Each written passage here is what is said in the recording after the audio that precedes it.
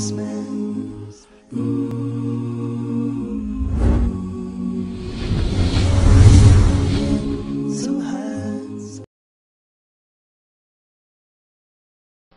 a really awesome question. A lot of people ask me that. I've heard this question via email. I've had personal conversations with people all along these lines. What kind of God is he that creates me and then gives me the option and then creates hell, and knowing that I'm going to disbelieve in him, end up in hell? The bottom line of this line of questioning is you want to blame God for going into hell. That's the bottom line.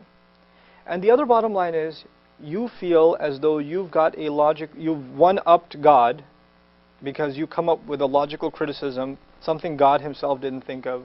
Or if God is so perfect, how come he didn't, or he's so merciful, how come he didn't take his mercy into account in creating hell?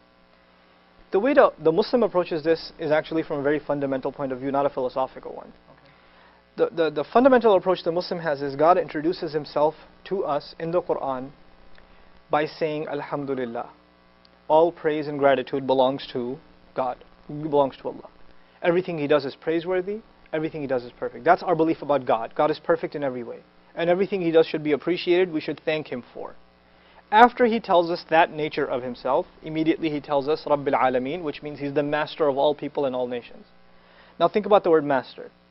A master has complete authority over slaves, yes? And a master can punish slaves, reward them, leave them be, give them lots of work, give them no work. It's entirely up to the master. Right. Now, before God even told us he's a master, he already established that all praise and gratitude belong to him. Everything he does is praiseworthy. Everything he does is wonderful. You can't exactly say that about any other master. Any other master will do things that are, that are oppressive, that are unfair.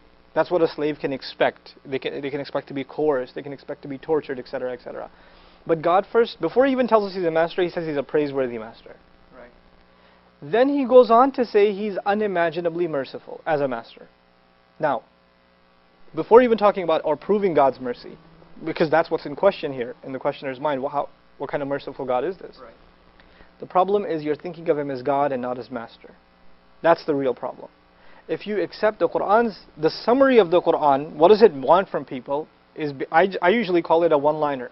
The summary of the Quran: accept God as your master, come to terms with the fact that you're a slave.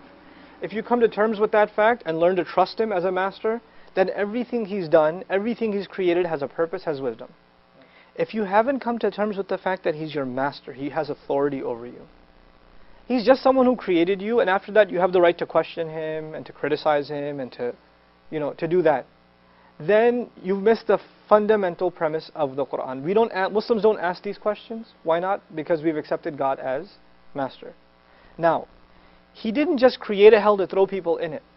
The fact that the Quran, somebody asked me this recently, the Quran is very explicit, very graphic in its description of hell. I mean, it's really, really scary stuff in some places. So somebody asked, if this is a book of guidance, why go so explicit? You ever heard of the Scared Straight program?